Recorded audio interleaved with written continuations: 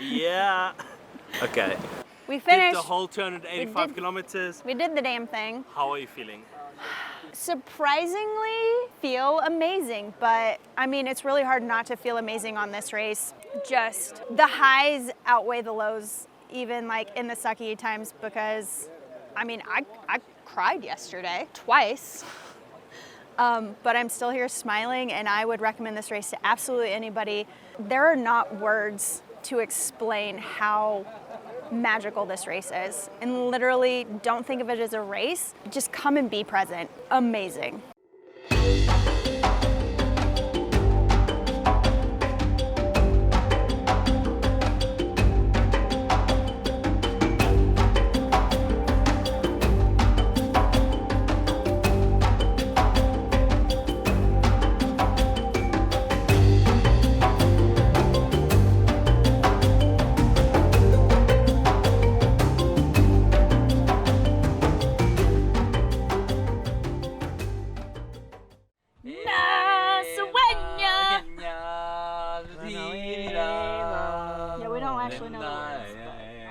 Forever years ago, approximately September 2018, I stumbled across an Instagram channel called K2N Stage Race, and I became obsessed pretty immediately. It needs to be noted that the K2N Stage Race has transformed into a bigger entity now called Traverse Tanzania.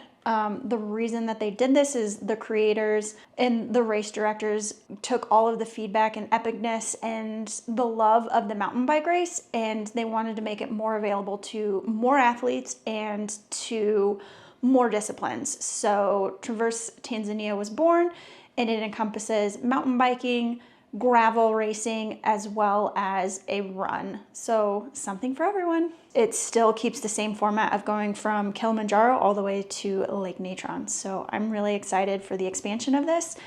Once I started following them, I thought that this was just a race or an activity or an adventure that somebody just puts in their Instagram and occasionally scrolls back to. It never actually comes to fruition. One does not actually do a race in Tanzania. Well, this race has been on my radar before I even really kind of knew about serious racing. And the whole reason I liked it and wanted to do it is because Africa has been on my bucket list of places to visit. In 2020, my friend Gordon Wadsworth, he posted on his Instagram a couple of different stories of some various athletes that just completed the K2N, and unbeknownst to me, he actually did the very first iteration of this race in 2018. And so we started messaging for a little bit back and forth. So kind of after texting with him a little bit, it was then and there that I was like, yep, we're doing this. Put this in the bank of activities that will be completed by myself. Fast forward to 2003, where I completed my first ever stage race, Epicness,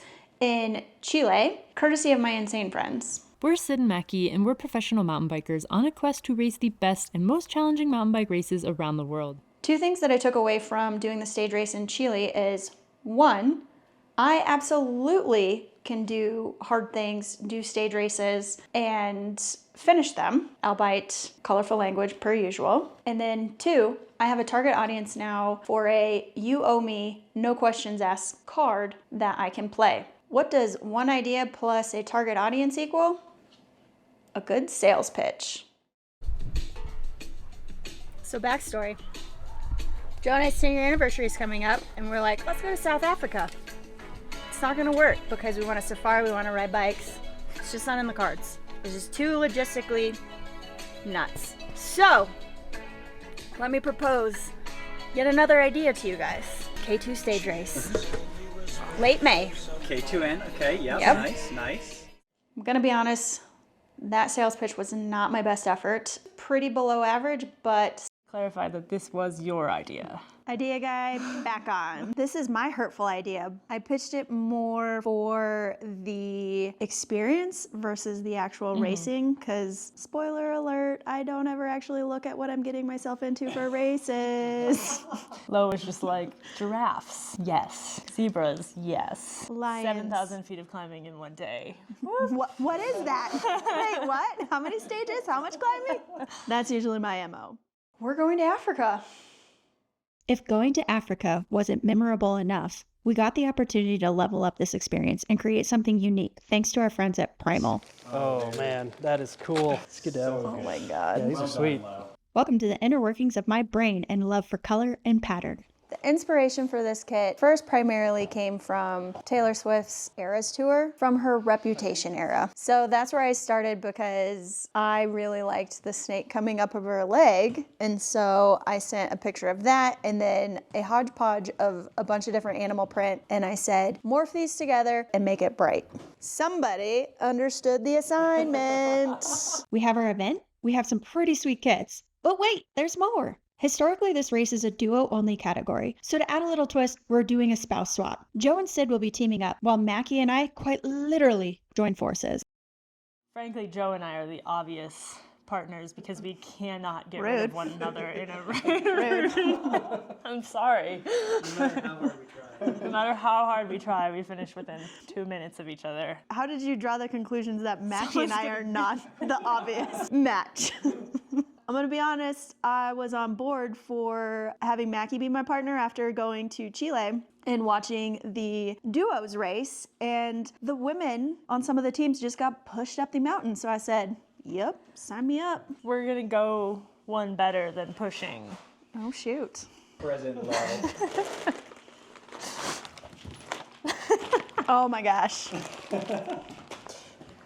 So obviously in a lot of races you're not allowed to tow your partner, but this is more of a experience race. And Joe and I have given our blessing. I mean, what this means is we get to combine our power outputs and then divide them by 2. Yep. And then double the wit. As Mackie just mentioned, tethering is going to allow us to combine our powers, which the math says we are a similar power output to Joe and Sid's individual efforts. When we practiced, I discovered I was still pushing the same power efforts as I would without the towie, if not harder efforts. It still hurts. But adding Mackie's power made us go a lot faster. I don't think people understand just how fast and powerful he really is. Beast mode unlocked. It's absolutely insane. Generally speaking, in other races, I tend to be around 10 to 15 minutes behind Sid and Joe per hour in the longer style races, and around 45 minutes behind Mackie per hour in the longer effort races. And let's be honest, the efforts being made by both individuals are insane. All the towie is doing is making me work harder and be very consistent, because when you're hitched to somebody else's wagon, you're not going to stop pedaling. It is worth mentioning that the towie is not necessarily for everybody. It takes a lot of communication, and you need to have pretty good bike handling skills, as well as confidence going into technical situations. I was wondering if that was going to work or not. I almost had it, but my legs were like, fuck off. Since our travels are going to take us over 39 plus hours, and I don't really want anybody to see what an independent travel monster work has created. I'm really embarrassed to be traveling with them. Because, let's be honest, I will leave my mom at TSA.